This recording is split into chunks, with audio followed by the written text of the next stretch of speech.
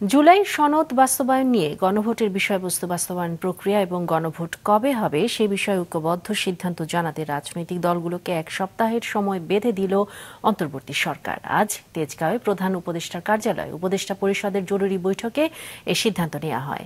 এতে সভাপতিত্ব করেন প্রধান উপদেষ্টা। গেল ২৮ অক্টোবর জুলাই জাতীয় সনদ বাস্তবায়নের উপায় নিয়ে সুপারিশ জমা দেয় ঐকমত্য কমিশন। এরপর থেকেই এ নিয়ে বড় দলগুলোর মধ্যে তৈরি হয় মতভেদ, যা দিন দিন বাড়ছেই। সনদের নোট অব ডিসেন্ট গণভোটের সময় নিয়ে রীতিমতো মুখোমুখি অবস্থানে দলগুলো।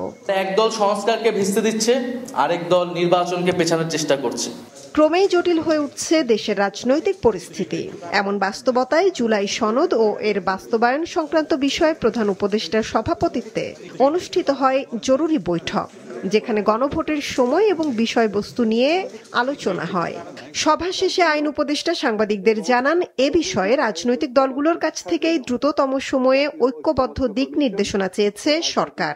ফ্যাসিবাদ বিরোধী আন্দোলনের দীর্ঘদিনের মিত্র রাজনৈতিক দলগুলোকে স্বীয় উদ্যোগে নিজেদের মধ্যে আলাপ আলোচনা করে সম্ভাব্য দ্রুততম সময়ে, সম্ভব হলে আগামী এক সপ্তাহের মধ্যে সরকারকে ঐক্যবদ্ধ দিক নির্দেশনা প্রদান করার আহ্বান জানানো হয়।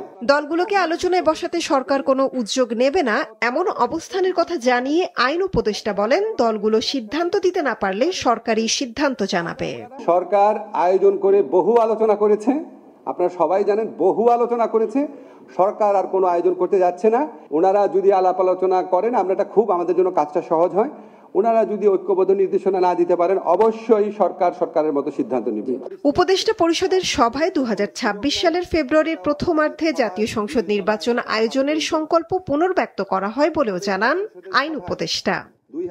মৌমিতা জান্নাত, মাছরাঙা সংবাদ, ঢাকা।